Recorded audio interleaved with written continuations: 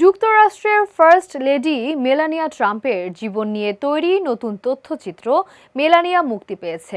সিনেমাটি ডোনাল্ড ট্রাম্পের দ্বিতীয় মেয়াদে প্রেসিডেন্ট হিসেবে অভিষেকের ২০ দিন আগের মেলানিয়ার ব্যক্তিগত ও পেশাগত জীবন তুলে ধরে।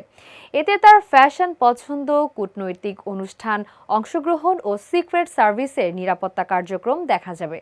তথ্যচিত্রটি পরিচালনা করেছেন ব্রেট রাটনার, যিনি আগে যৌন হেনস্থার অভিযোগে সিনেমা পরিচালনা থেকে সরে গিয়েছিলেন।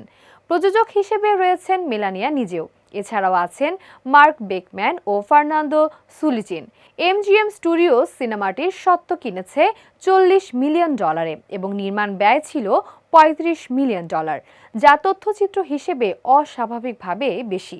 মেলানিয়ার পারিশ্রমিকও বাজেটের প্রায় 70%, যার সমালোচনার জন্ম দিয়েছে। বিশ্লেষকরা বলছেন, সিনেমাটির উচ্চ বাজেট ও সীমিত দর্শক ভিত্তি সঙ্গে ট্রাম্প প্রশাসনের রাজনৈতিক প্রভাব বৃদ্ধির প্রচেষ্টা বিতর্কের মূল কারণ। সামাজিক মাধ্যমে কিছু স্ক্রিনশট শেয়ার হয়েছে, যেখানে দেখা গেছে অনেক হলে এখনও টিকিট বিক্রি হয়নি। দক্ষিণ আফ্রিকায় প্রদর্শন বাতিল করা হয়েছে, যদিও এর বিস্তারিত ব্যাখ্যা জানানো হয়নি। সিনেমার প্রিমিয়ার অনুষ্ঠিত হয় ওয়াশিংটন ডিসির কেনেডি সেন্টারে, যেখানে উপস্থিত ছিলেন ট্রাম্প দম্পতি ও ব্যবসায়িক ব্যক্তিরা। যদিও প্রযোজক মার্ক বেকম্যান বলেন, মেলানিয়া একটি সৃজনশীল কাজ, এটি রাজনৈতিক সিনেমা নয়।